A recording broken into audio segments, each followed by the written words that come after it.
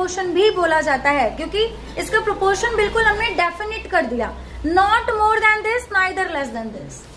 समझ गए ना? तो इसलिए इसको डेफिनेट प्रोपोर्शन बोलते हैं। This law was stated by Proust. Proust ने इस चीज को स्टेट किया, मतलब एक्सप्लेन किया। क्या एक्सप्लेन किया? कि in a chemical substance the elements are always present in definite proportion by mass. Mass के डेफिनेट प्रोपोर्शन में वो किसी भी एलिमेंट में प्रेजेंट होते हैं, ना उससे ज्यादा मास में अवेलेबल हो सकते हैं, ना उससे कम मास में अवेलेबल हो सकते हैं। क्लियर है? The next problem faced by scientists was to give appropriate explanation of these law. अब सिर्फ बोलने से काम नहीं चला, चूंकि अब देखो हाइड्रोजन यहाँ है, ऑक्सीजन यहाँ पे है, लेकिन पानी नहीं बना रहा। ठीक है, तो लोग कहने को तो कह देंगे, क्या एक हाइड्रोजन और 8 ऑक्सीजन मिल नहीं रहा होगा? कभी ना कभी तो एक हाइड्रोजन 8 ऑक्सीजन मिलता होगा, तो कभी ना कभी तो पानी बना देना चाहिए। तो ये एक्सप्लेन करना अपने आप में बड़ी तबीयत खराब करने वाली की बात हो गई थी।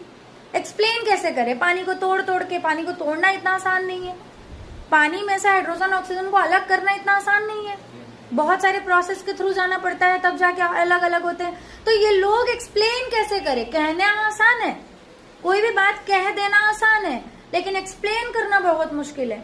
जैसे अभी मैं आपको बोल तो दी 1:8, लेकिन एक्सप्लेन कर रहे हैं, आप खुद ही सोच रहे हैं कि अरे मैडम क्लियर नहीं कर रही, क्योंकि एक्सप्लेन करना बहुत मुश्किल है। अभी हम एक्सप्लेन कर भी नहीं सकते, आपको समझ में भी नहीं आएगा। ठीक है, तो वैसे ही उन साइंटिस्ट के सामने एक बहुत बड़ी प्रॉब्लम सामने खड़ी हो गई कि हम एक्सप्लेन कैसे करें इन सारी बातों को। तो British chemist John Dalton provided the basic theory about the nature of matter. तो डाल्टन साहब जब आए तो उन्होंने मैटर की बेसिक कुछ थ्योरी लेके आए कि अगर कोई भी चीज, जैसे मार्कर मैटर है, तो इसका कुछ बेसिक थ्योरी लेके आए सामने, और वो थ्योरी बताएंगे एक एक करके इनके बारे में। But Dalton picked up the idea of divisibility of matter, which was still then just a philosophy. उन्होंने, अभी तक तो आपको बताया गया, मैंने चैप्टर मैटर वाला पढ़ाया है ना, is matter around us pure वाला, उसमें आपको बताया गया कि जो सबसे छोटा कोई चीज होता था तो उसको लोग मैटर बोले, जिसको परमाणु बोला गया, बोला ना, मतलब पुराने जमाने के साइंटिस्ट, नए जमाने, अभी तक मैटर वही बोलते थे।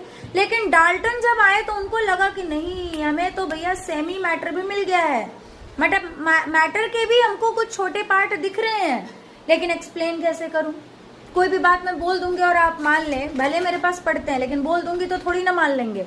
मैम एक्सप्लेन करके तो दिखाओ, क्या पता आप सही बोल रहे हो या गलत। कभी कोई फॉर्मूला होता है, हम बोल देते देखो ये इसके बराबर होता है, आपके दिमाग में पहला क्वेश्चन क्या आता है? कहीं गलत ना लिख दिया हो। हालांकि कुछ भी गलत, आपको क्या लगता है इतने सालों से गलत चलता आ रहा है?